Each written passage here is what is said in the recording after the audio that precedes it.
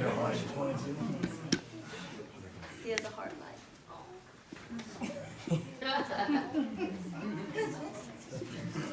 Every time we're like, sorry guys, we just can't come out. This is why. Whatever else we say is a lie.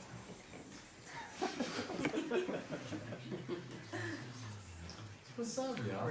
What up? Man, there are a lot of people here.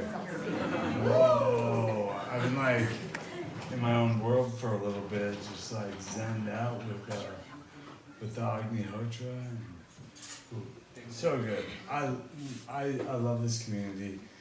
It's probably been what, how long have you been doing this? For 2 years.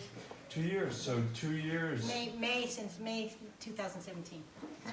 So May, 2017. that's when this started. Yeah, I've been here. And you've been with us from the beginning. So one thing that we see here is lots of artists, change makers, conscious entrepreneurs. How many of you does that resonate? Woo. There we go. So imagine you're making a piece of art or writing a song or painting a portrait, and this portrait is about a story, and that story is about a man who sustained a severe injury and was given less than a 10% chance of ever recovering. And he woke up from a coma, and he didn't eat, walk, or talk for months. His left hand was entirely flexed inward. He was breathing through a tube and eating through a tube. And fast forward a bit, at one point he was steered towards a nutritional protocol, and he began to regain some clarity. He was in a brain fog. He didn't even know he was in a brain fog while he was in a brain fog because he was in a brain fog, right? Like, it's like you don't know you're in a stinky room until you leave for a bit. So as he regained some clarity, it was like, okay. He asked three very important questions. First of all, what the fuck happened? 2, why did nutrition make a big difference? And 3, what could he do to give his brain the best shot to recover? So he was relearning how to walk at the time, but we have the internet. So he's listening to podcasts, he's watching videos, he's reaching out to practitioners, and eventually started taking online courses from top universities like Duke and Cal Polytech and the University of Chicago and Johns Hopkins. He was cherry-picking courses and like creating his own major so that he could teach himself how to give his brain the best shot to recover. Fast forward a bit. Well, in 3 weeks or so, it's going to be the 8-year anniversary of his brain injury. And he has recovered beyond all expectations. He has he has written a book which is like the dissertation of the nutritional tools that he learned through this like chosen major of taking courses. He has 2 websites, a podcast and an interview series where he gets to interview some of the top brain and nutrition experts of our time. And now, imagine that this guy is, most of you guys don't need to imagine, but this guy's before you right now, right? And where would you like to see this story go? And I know what the name of this story is too. I'm calling it Lights, Coma, Action. And so, we're co-writing this as we speak.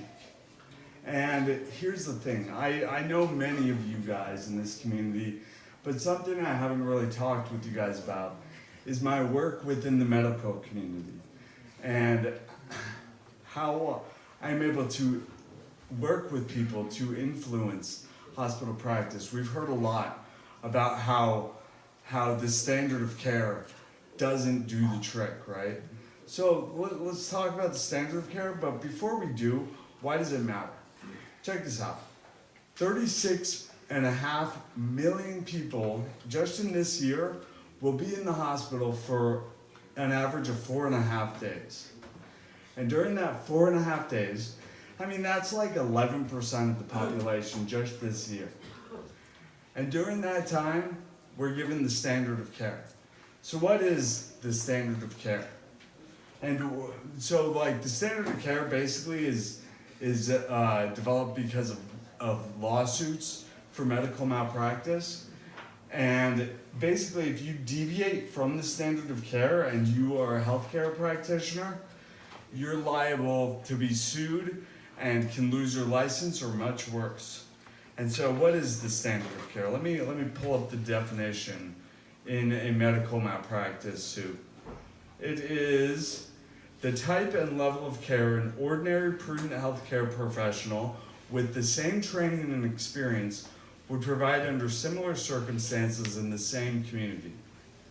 So if you or your loved one were given a grim prognosis like I was, would you want an ordinary practitioner giving you the same treatment that gets the same or similar results?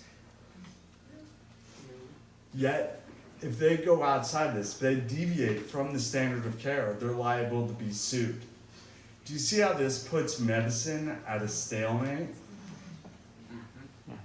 So check this out. I work with clients to,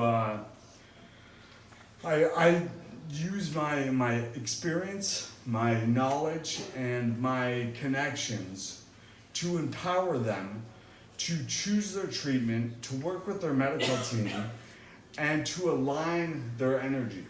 And I'm very into science, and what I just said, align your energy, I don't think that's woo-woo at all. Preach. And I know you guys are with it. So yes, and when we do this, and we talk to our medical team, look, I have a 100% success rate in the past 6 months of working with my clients to talk with their medical team to implement practices outside the standard of care. Want to know how? Yeah. Don't ask. Honestly, when you ask, like I said, the healthcare professionals are required to say the standard of care. So don't ask. See, there's this thing called the tenets of medical ethics. And this is ethical principles that physicians abide by.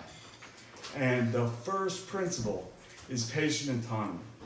The patient has the right to choose and refuse treatment. So don't ask. Tell them what you choose. And the only question we ask is, how can we make this happen? And if they say, no, I'm not doing that, you say, cool, please refer me to somebody who will. Yeah.